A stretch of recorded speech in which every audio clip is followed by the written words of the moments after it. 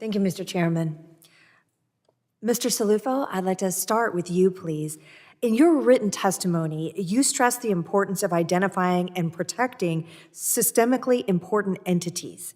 You said you would like to see this coordination go beyond information sharing and see entities engage in joint threat analysis and incident response coordination. What do you think, if any, are the inhibitors to entities engaging in these kinds of activities and getting beyond that information sharing stage?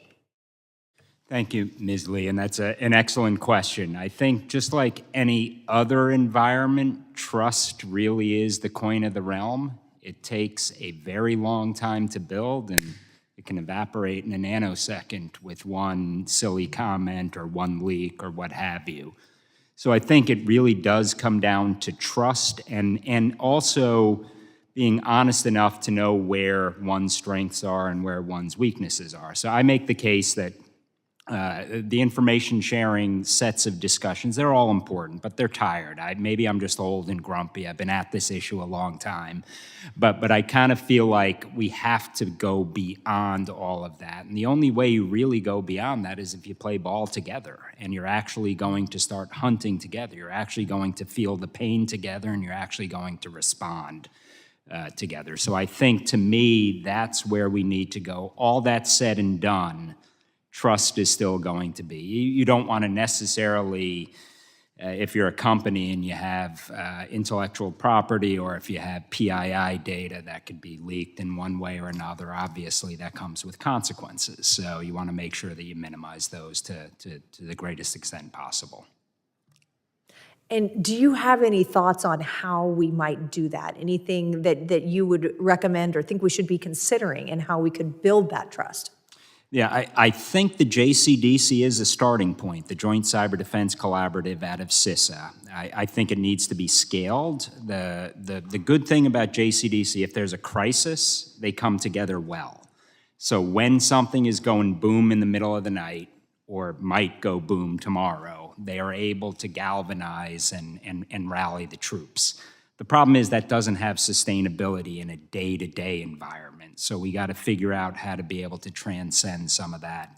In my testimony, I touched on Project Fortress, which is a new initiative. It's led by Department of Treasury, financial services sector, and then they have publicly stated that it's not only going to be a reactive defensive set of issues, but you can turn to other tools that Treasury has, such as OFAC, and where they can start looking at unique ways to be able to put some pain on some of our adversaries. Because quite honestly, we're never going to defend our way out of this problem. We're going to have the same discussion in 10 years if that's all we do.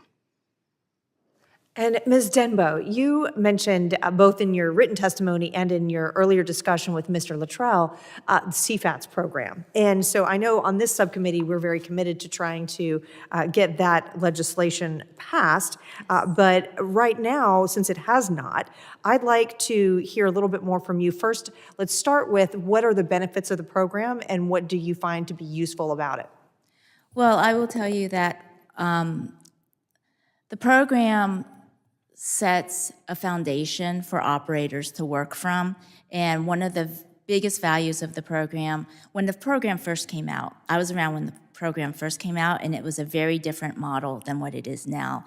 And it has actually migrated to a model that is extremely functional, where we talked about trust.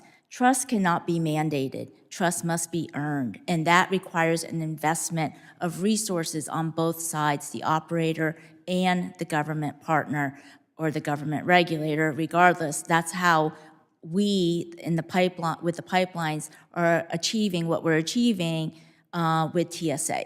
It's that trust. And so I will tell you that through the Chemical Facility Anti-Terrorism Standards Program, they have been able to help operators learn what can they do to maybe minimize or reduce the amount of quantities they have on site or to substitute for that, but more importantly, to provide the securities in place, the physical securities in place to protect, detect, and mitigate. I think, and specifically, and yes, we do want reauthorization. We've been pushing for that for a long time, so go reauthorization of that. At the same time, this is a black eye to that program that there was this cybersecurity breach, but the breach should not be looked at just as an issue of that program. It is a systemic issue across the government because it's not just that group that got hit and has been successfully compromised. One thing I wanted to mention to something you mentioned earlier, information sharing versus incident reporting. There's a difference between the two, and you will get more engagement from operators if they are invited to engage in information sharing versus incident reporting.